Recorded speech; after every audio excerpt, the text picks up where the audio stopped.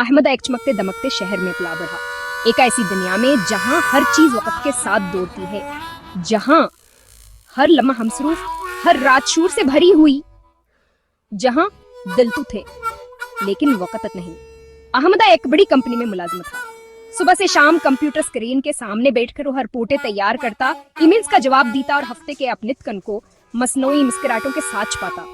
وہ جانتا تھا کہو کامیاب مگر خوش شاید نہیں۔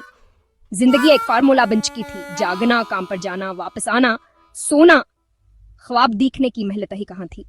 ایک دن جب وہ دفتر سے تھکا ہارا نکلا اور اس کی کار ٹریفک میں پھنسی ہوئی تھی، اس نے ایک بچے کو دیکھا جو فٹ پاتھ پر ننگے پیر بھی کمانگ رہا تھا۔ بچہ مسکرا رہا تھا، وہی معصوم بے غرض مسکراہٹ جو احمد نے برسوں سے کسی چہرے پر نہیں دیکھی تھی۔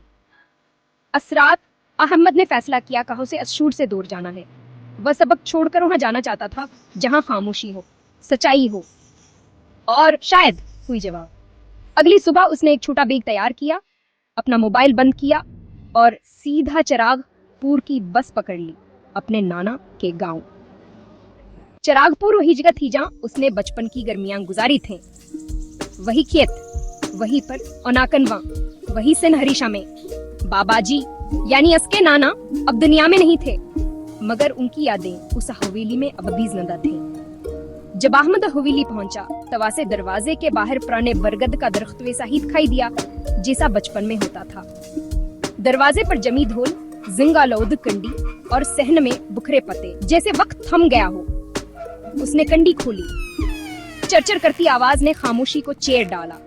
اندر وہی پرانا صحن، وہی جھولنے والا پلنگ اور ایک کونے میں رکھا بابا جی کا وہ صندوق جسے بابا جی نے ہمیشہ بند رکھا۔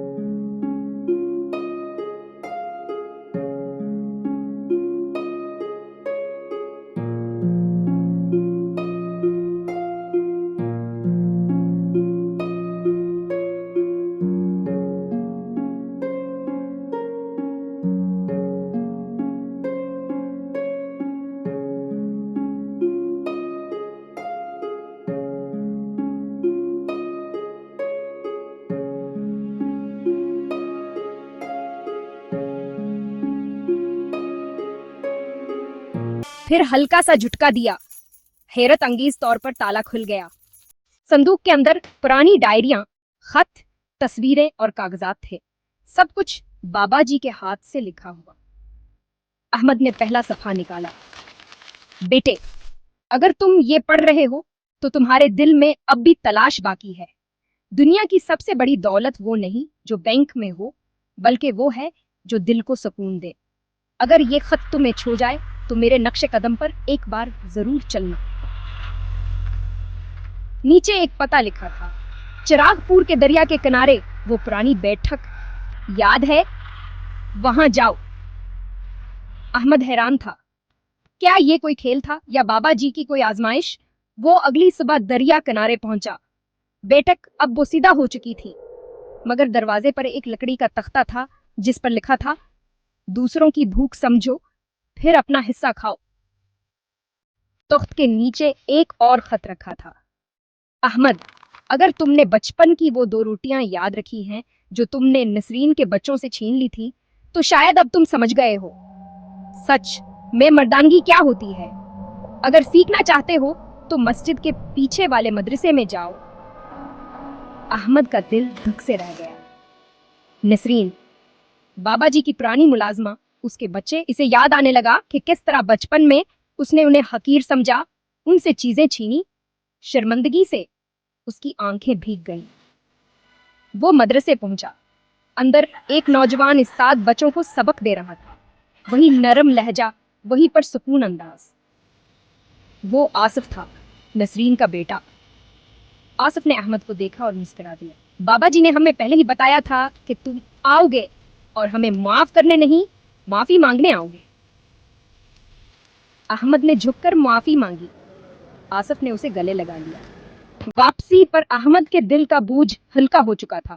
اس نے صندوق سے باقی کاغذات بھی پڑھنے کا فیصلہ کیا۔ ہر ایک میں ایک سبق تھا، قناعت، خدمت، معافی، صبر اور شکر۔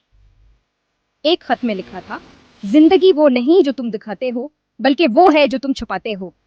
अगर तुमने अपनी खामोशी को इबादत में बदल लिया तो तुम्हें वो आवाजें सुनाई देंगी जो दुनिया वालों को नहीं आते। संदूक के नीचे एक आखिरी लिफाफा था।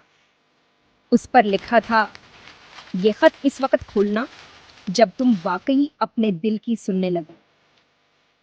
कई दिन बाद एक शाम अहमद ने वो खत खोला। अहमद, अब जब तुम ये आखिरी सफा पढ़ रहे हो तो शायद तुम जान चुके हो कि बाबा जी का संदूक दरअसल तुम्हारा अपना दिल था, जो तुमने बरसों बंद रखा। अब जब ये खुल चुका है तो इसमें कुछ मत छुपाना। उसे हर उस इंसान के लिए खोल देना जो भटका हुआ हो, जैसे तुम थे। अहमद शहर वापस नहीं गया। उसने चिरागपुर में एक छोटा सा स्कूल खोला जहां वह गरीब बच्चों को तालीम देता। वो हर बच्चे में वही तलाश दिखता जो कभी उसके अंदर थी। बाबा जी का संदूक अब खाली नहीं था। उसमें रोज नई कहानियां, नई नसीहतें और नई रोशनी शामिल होती जाती थी। क्यों असल खजान वो इल्म है जो किरदार बन जाए और वह मोहब्बत जो खिदमत में ढल जाए।